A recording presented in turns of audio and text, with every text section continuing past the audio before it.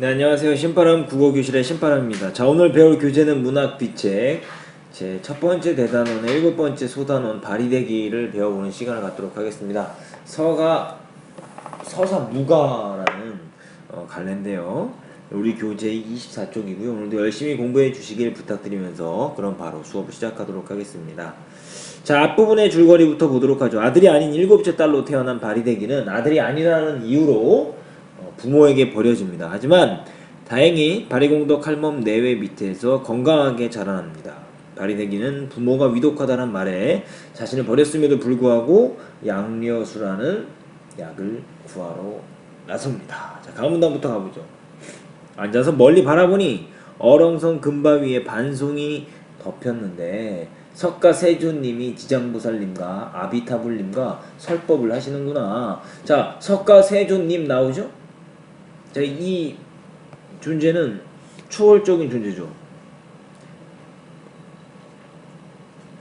초월적 존재입니다. 지금 양려수라는 약을 구하러 가야 되는데 혼자의 능력으로는 구하기가 어렵습니다. 그렇기 때문에 이런 뭡니까? 조력자가 필요한 거죠.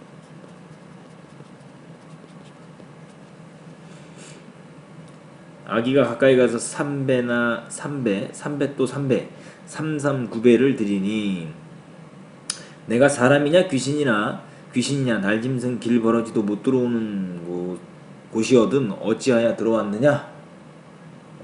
그랬더니 아기 하는 말이 국왕의 세자이옵더니 부모 소양 나왔다가 길을 잃었사오니 부처님 은덕으로 길을 인도하옵소서.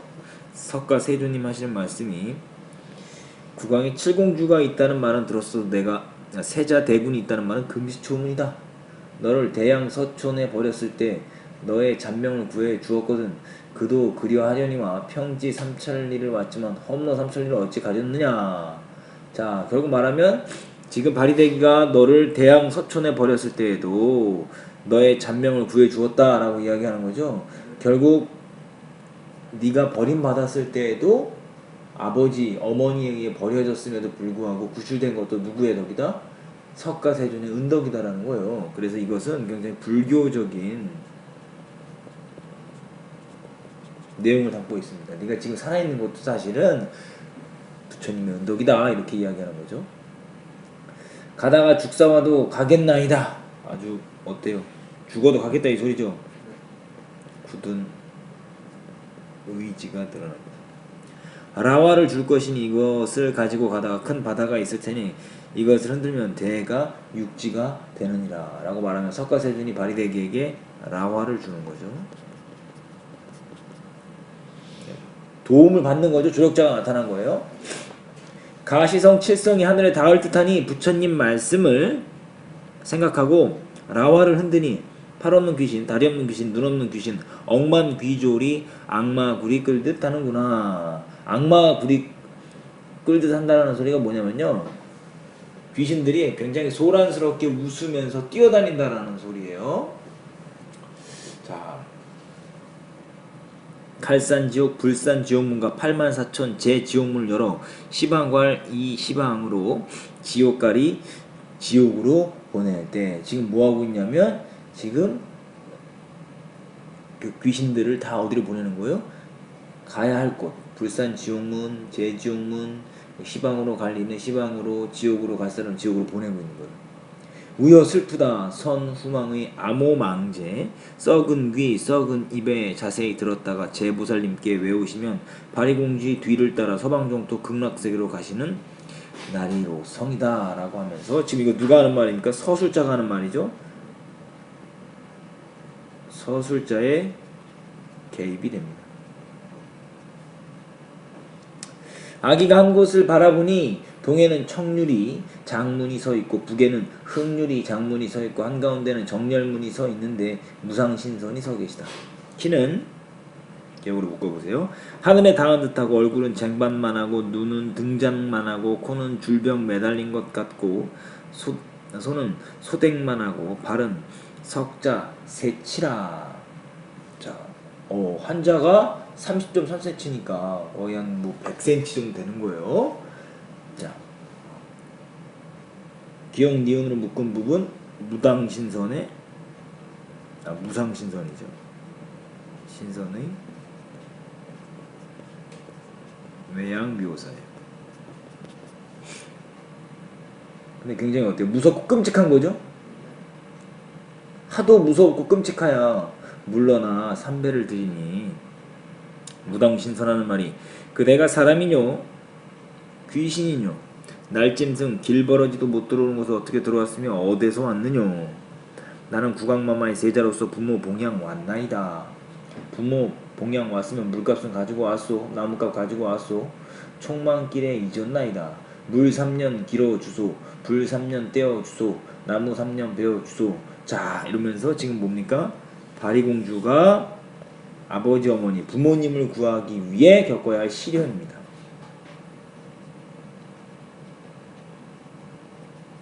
부모님을 구하기 위해 겪어야 할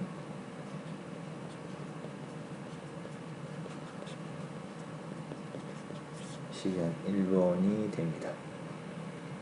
석삼년 9해를 살고 나니 무당신선하는 말이 그대가 앞으로 보면 여자의 몸이 되어 보이고 뒤로 보면 국왕의 몸이 되어 보이니 그대하고 나하고 기억으로 묶어보세요. 100년 가약을 맺어 7 아들 산전 받아주고 가면 어떠하뇨? 라고 이야기하는 거죠. 자기의 성별을 속이고 온 건데 이제 알게 된 거죠. 자 보니까 이게 바리대기가 겪어야 할 시련 2번이 되는 거죠. 그도 부모 봉양할 수 있다면 그러하성이다 라고 하면서 지금 무상신선이죠. 무상신선이 바리대기에게 가사노동과 지금 자식을 낳아달라고 하는 거죠. 출산을 요구합니다. 자 이게 사실 굉장히 길어요. 서사무가라는 것이 뭐냐면 어떤 자신들이 섬기는 신이 있죠. 그 신의 내력에 대해서 이야기하는 것이 바로 서사무가인데요. 뒷부분의 줄거리를 보시면 바리대기는 양녀수를 구하여 대왕마마와 중전마마를 살려내고 그 공으로 죽은 영혼을 천도하는 뭐가 된다? 신이 된다라는 거예요. 자신이 이제 무당들이 자신이 섬기는 신의 뭡니까? 내력에 대해서 이야기를 하는 거예요. 무당이 쭉 이제 구술할 때 자신이 섬기고 있는 신에 대해서 쭉 이야기하는 거예요. 내 신은 어디서부터 됐고 이렇게 됐다 이런 걸 이야기하는 게 서사무가입니다. 자 작품 개관부터 보도록 하죠. 자 그래 종류를 보시면 지금 아까 이야기했죠. 서사무가다 본풀이라는 건데요. 신의 내력에 대한 풀이다. 성격은 신화적, 교훈적, 무속적이다 라고 이야기하고 있고요. 주제는 부모에게 효도하려는 바리공주의 고난과 성취다. 특징을 보시면 첫 번째 죽음을 주관하는 무조신의 유래를 밝힌 분풀이다. 이제 본풀이다. 영웅설화의 구조를 지니고 있다라는 거죠. 태어나고 버림받고 위기를 극복하고 다시 위대한 업적을 남긴다. 뭐 이런 구조를 갖고 있다라는 거죠. 자, 서사무가 일반적인 특징을 한번 살펴보도록 합시다. 이거 중요합니다. 5만원 때 정리하시고요. 무속의식에 맞춰 무속신의 일생 등의 사연을 노래한다. 부실한 행위의 일부분이기 때문에 문자로 정착되지 않았으며 이로 인해 구어체로 표현된다. 고대 소설과 판소리에 영향을 미친다라는 것이 서사무가의 일반적인 특징입니다. 자, 영웅일대기적 구조다라고 했는데요. 고귀한 출생, 7번째 공주의 신분으로 태어난다. 버려진다. 아들이 아닌 딸이라는 이유로 버려진다. 남아선호 사상에 따른 여성의 순환이다. 고난과 시련, 양녀수를 구하기 위해 이승과 저승을 오간다. 바리대기 효심과 희생이 드러나고요. 목적 달성, 양녀수로 부모를 회생시킨다. 바리대기의 영웅적 면모와 주술적 능력이 있다. 신이 된다. 죽은 영혼을 천도하는 무신이 된다라는 거죠. 바리대기의 상징성, 희생적인 부분으로 보면 딸이라는 이유로 부모에게 버림받는 부당한 희생을 당한다. 효를 위해 자신을 희생하고 고난을 겪는다 라는 게 희생이고요. 이것은 결국 뭐를 의미하냐면 당대 여성의 순환을 상징한다라는 거죠. 자, 구원의 입장에서 보았을 때 비참한 운명을 인내로 극복하고 자신을 버린 부모를 죽음에서 구원한다. 저승에서 고통받는 영혼을 천도한다라는 걸 통해서 당시 여성들이 자신의 정체성과 소망을 이 바리공주에게 형상화시켰다는 것을 알 수가 있습니다. 자, 이렇게 해서요 바리대기 다 배웠는데요. 관련 문제 풀어보시고 오마이노트 정리하시는 것이 여러분의 과제입니다. 자, 이어서 오늘 조신의 꿈까지 한번 공부해 보도록 하죠. 26쪽인데요. 조신의 꿈, 재미난 전설이죠.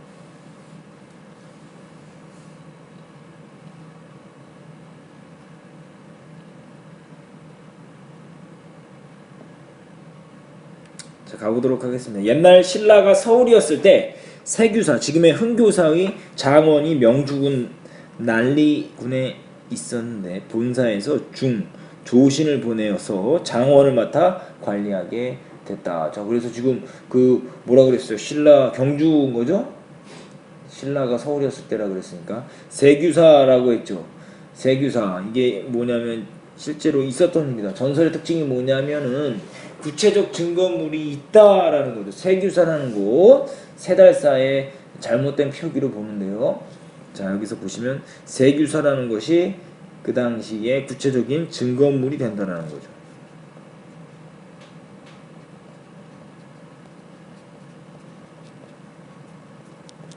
그게 전설의 특징입니다.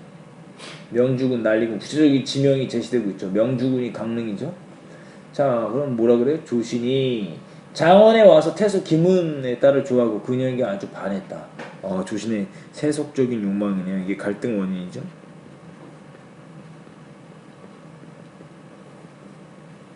김은의 딸에 반한 조신. 조신은 뭡니까? 직업이 스님인데 이렇게 세속적인 욕망에 빠진 거예요. 여기 정리해야 되겠네요. 김은의 딸에 반한 조신. 여러분, 낙산사 관음보살 앞에 가서 남몰래 그 여인과 살게 해달라고 빌었다. 이로부터 몇 해 동안 그 여인에게는 이미 배필이 생겼다. 욕망이 좌절된 거죠. 조신의 욕망이 좌절됐습니다.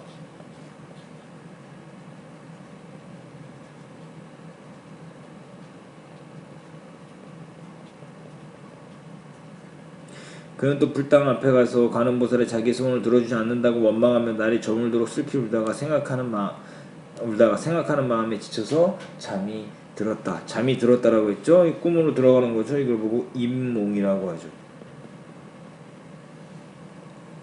자, 관음보살은 원망하며 잠이 들었다. 임몽, 꿈을 꾸는 단계예요. 꿈속에 갑자기 김신앙자가 기쁜 낯빛을 하고 문으로 들어와 활짝 웃으면서, 김은의 딸이죠. 이 꿈속이라는 것은 결국 조신의 욕망이 성취되는 공간이죠.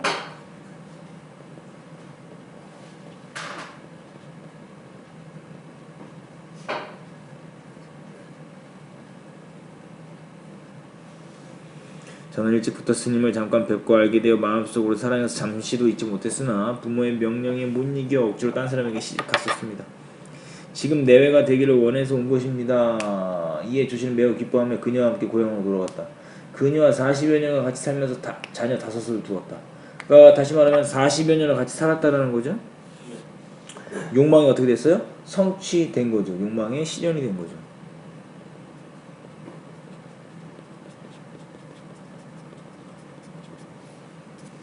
욕망이 실현이 됐습니다. 집은 다만 내 벽뿐이고 좋지 못한 음식마저도 계속해서 갈 수가 없었고, 집은 다만 내 벽뿐이다. 안에 집기도 하나도 없었다라는 거죠.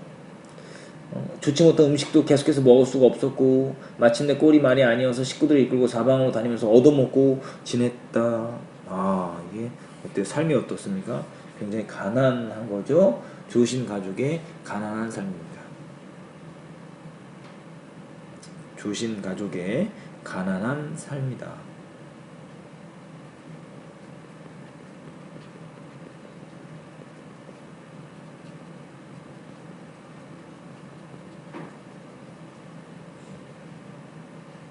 이렇게 10년 동안 초야로 두루 다니니 옷은 여러 조각으로 찢어져 몸도 가릴 수가 없었다. 마침 명주 해안령을 지날 때 15세가 되는 큰아이가 갑자기 굶어 죽어 통곡하면서 길가에 묻었다.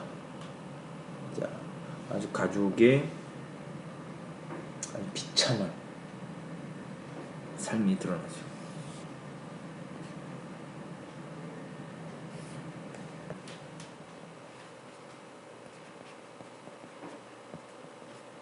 가족의 비참한 삶.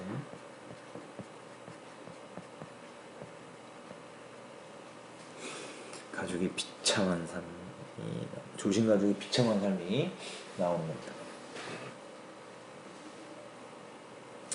남은 네 식구를 데리고 그들 내외는 우곡현 지금의 우연에 이르러 길가 목을 짓고 살았다. 조그만 집이죠. 내외는 늙고 병들었다. 게다가 굶주려서 일어나지도 못하니 10세 된 계집아이가 밥을 빌어다 먹는데 다니다가 마을에 개에 물렸다. 아픈 것을 부르짖으며 눈앞에서 누웠으니 부모도 목이며 눈물을 몇 줄이고 흘렸다. 자, 결국 어때요?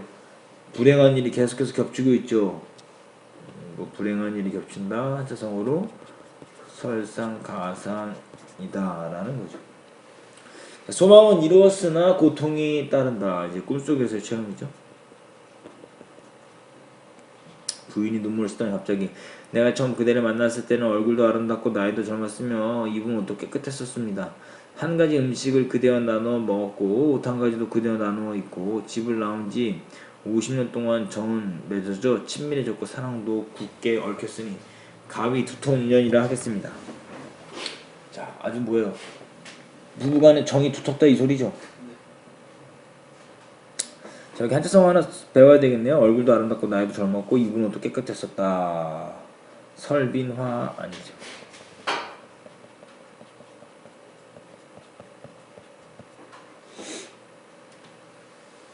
가만히 옛날 기쁘던 일을 생각해보니 그것이 바로 근심의 시작이었습니다. 여기 근심의 시작이었다라고 이야기하는 거죠. 다시 말하면 세속적으로 욕망을 추구했을 때 필연적으로 번뇌가 따른다는 거죠. 이게 불교적 깨달음을 얻게 된 겁니다.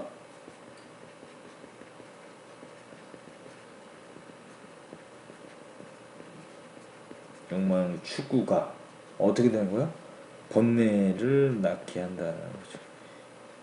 이게 어디의 입장이에요? 불교의 입장이다라는 거예요. 무쇠가 다 함께 그대와 내가 어찌 해서 이런 지경에 이르렀습니까? 무쇠가 다 함께 굶어 죽는 것보다 차라리 짝이는 난조가 거울을 향하여 짝을 부르지 못할 것입니다. 추우면 버리고 더우면 친하는 것이 인정에 참할 수 없는 일입니다. 하지만 행하고 그치는 것은 인력으로 되는 것이 아니고 헤어지고 만나는 것도 운수가 되는 것입니다. 원컨대 이 말을 따라 헤어지기로 합시다 라고 이야기하면서 지금 행하고 그치는 건 사람의 힘으로 되는 게 아니다.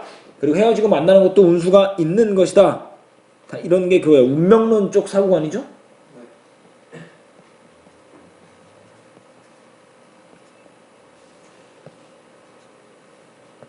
운명론 쪽 사고관.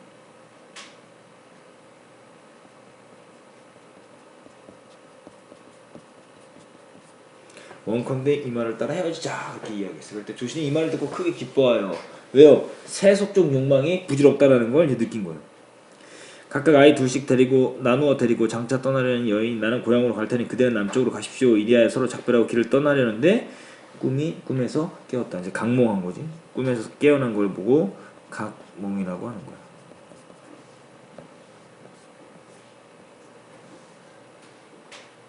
다음 페이지 한번 가보죠.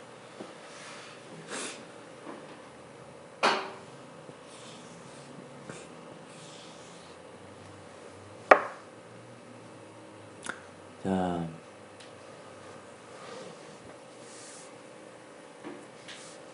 파일이 좀 늦게 넘어가네요.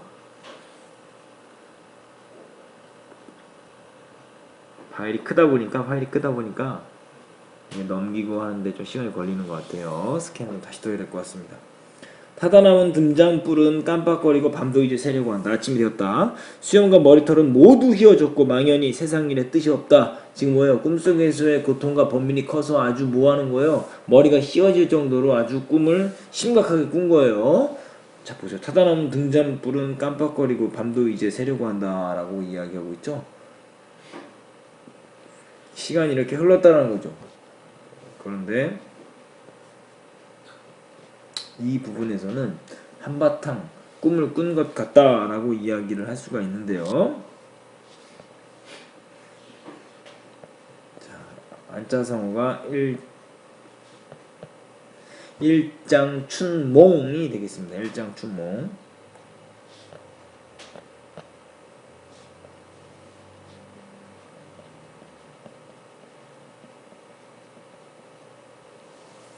자, 일장춘몽.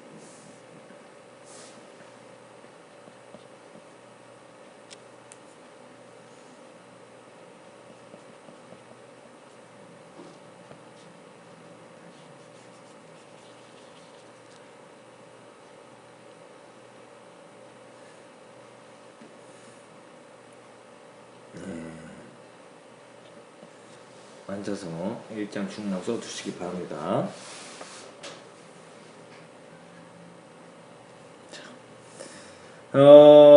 괴롭게 살아가는 것도 이미 싫어졌고 마치 한평생 고생을 다 겪어낸 것 같아 재물을 탐하는 마음도 얼음 놓듯 깨끗이 없어졌다.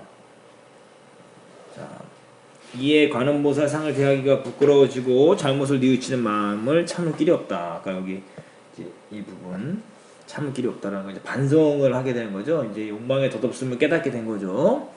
그런 돌아와 사연에 묻은 아이를 봐보니 그것은 돌미륵이다. 돌미륵. 실제로 말하면 이 꿈속의 경험이 누구 때문이다? 부처의 은혜 덕분이라는 걸 알 수가 있습니다. 물로 씻어서 근처에 있는 절에 모시고 서울로 돌아가 장원을 맡은 책임을 내놓고 사제를 털어 정토사를 세워 부지런히 착한 일을 했다. 그 어디서 세상을 마쳤는지 알 수 없다라고 하면서 열린 결말을 통해서 마무리를 짓고 있다라는 거죠. 여기 한자성어 써야 되겠네요. 일장춘몽이다라는 거죠. 그 조신의 깨달음과 정토사를 뭐했다? 건립했다라는 걸 알 수가 있습니다. 이렇게 해서 자 이제 26쪽으로 가셔서요. 작품 개관을 정리해 보도록 하겠습니다. 자, 작품 개관을 먼저 살펴보시면 글의 종류는 자 전설이면서 사원연가다라는 거죠. 자 성격은 교훈적, 불교적 그리고 환몽적이다라는 거 기억해 두시면 좋겠습니다. 그리고 주제는 세속적인 욕망에 덧없음, 특징, 현실, 꿈, 현실의 환몽 구조에 따른 액자식 구성, 몽자의 소설의 근원이 나타나고 전설의 구체적인 증거물이 드러나 있다라는 게 바로 조신의 꿈의 특징이다라는 거 기억해 두시면 좋겠습니다. 앉아서 자 이거 5만원 정리해 두시고요. 자 1등급 노트 보시면 구성상의 특징, 현실, 꿈, 현실로 이어지는 환몽 구조, 현실 외와 꿈, 내와로 이루어진 액자식 구성이다. 그래서 액자식 구성의 내용을 한번 쭉 읽어보시면 현실, 자 외와, 기문에 따라가 이념할게 소망하는 거죠. 하지만 꿈을 꿔서 어떻게 됐어요? 이루어졌죠? 현실로 돌아올 때는 다시 세속적 욕망의 덧없음을 깨닫는 것으로 마무리가 된다라는 거죠. 자, 갈래상의 특징은 전설, 세규사와 정토사는 구체적인 증거물을 제시함으로써 사실이다라는 걸 강조한다라는 거죠. 그리고 꿈의 역할은 조신이 소망하던 세속적 행복이나 쾌락이 얼마나 부질없는 것인지를 깨닫게 하기 위한 장치로 설명된다. 돌미륵의 의미, 조신의 꿈과 연결을 시켜주는 매개체이며 조신의 꿈과